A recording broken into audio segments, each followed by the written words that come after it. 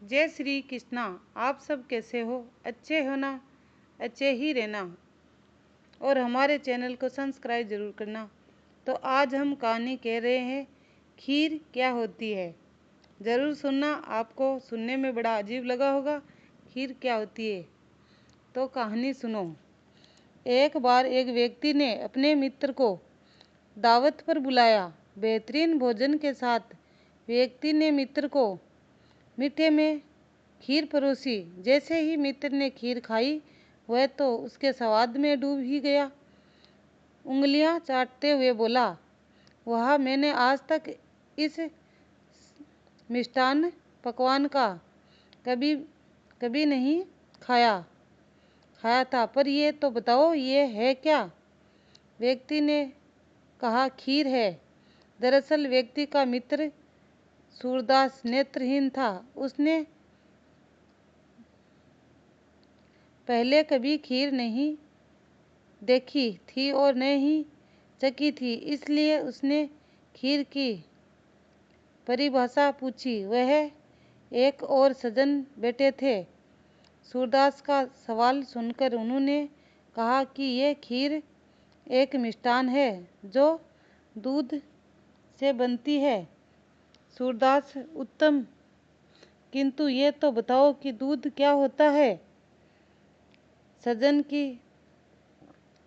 की तरफ से जवाब आया, दूध सफ़ेद रंग का होता है। इस उत्तर से अंधा व्यक्ति संतुष्ट होने की जगह और प्रभावित हो गया। वह दुविधापूर्ण स्वर में बोला, अब ये सफ़ेद रंग का क्या होता है महाशय, ये तो बताओ। सज्जन, सफ़ेद? अरे सफ़ेद रंग वो जो बगुले का होता है। ये सुनकर सूरदास पूरी तरह चकरा गया। पहले खीर, फिर दूध, फिर सफ़ेद और अब बगुला। इसके कुछ समझ नहीं आ रहा था कि आखिर खीर होती क्या है।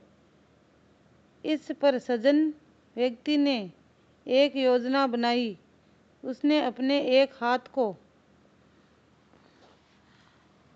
बगले की गर्दन की तरह मोड़ा और फिर नेत्रहीन व्यक्ति के हाथ को पकड़कर उस पर रखा। फिर बोला, मित्र, बगले की गर्दन ऐसी होती है। अंधे व्यक्ति के चेहरे पर अब संतोष की लहर आई। वह मुस्कुराते हुए बोला, हाँ, मुझे पता चल गया है कि खीर मुड़े हुए हाथ की तरह होती है। इसीलिए हमने आपको खीर की कहानी क्यों सुनाई, ये बताते हैं। किसी को हम कितना ही भगवान का पाठ पढ़ाए, लेकिन वो कभी नहीं सुनता। जितना उसमें ज्ञान होता है वो उतना ही सुनता है। जितना उनका ज्ञान होता है वह सब उसी समझ के भगवान को समझ पाते हैं। और यही समझ खीर को मुड़े हुए हाथ के जैसे समझने की तरह ही होती है। फिर प्रश्न ये है कि नेत्रहीन को कैसे समझाया जा सकता है कि खीर वास्तव में खीर क्या होती है। इसका एक ही समाधान है कि नेत्रहीन की सर्जरी करा के उसे नेत्र दृष्टि प्रदान कर दी जाए, तब वह खीर को प्रत्यक्ष देख लेगा और जान लेगा। ऐसे ही परमात्मा क्या है, ये एक व्यक्ति तब ही जान सकता है जब वह एक पुण्य गुरु ब्रह्म ज्ञान प्रदान कर उसकी दिव्य ज्योत खोलते हुए और वह अपने घट के भीतर साक्षात भगवान को देख लेता है। इसलिए अपनी आधी अधूरी समझ से नहीं, आत्मा से, विज्ञान से, परमात्मा से जो जानो, क्योंकि प्रभु को जानना तो अच्छी बात है। इसलिए भगवान सबके अंदर होते हैं, हमारे घट में होते हैं। जिसका मन अच्छा होता है उसी में भगवान होते हैं। इसलिए जय श्री कृष्णा। आपको हमारी ये कहानी अच्छी लगी तो सब्सक्राइब, लाइक, कमेंट ज़रूर करना और ये ज़रूर बताना खीर आखिर होती क्या है। जय श्री कृष्णा।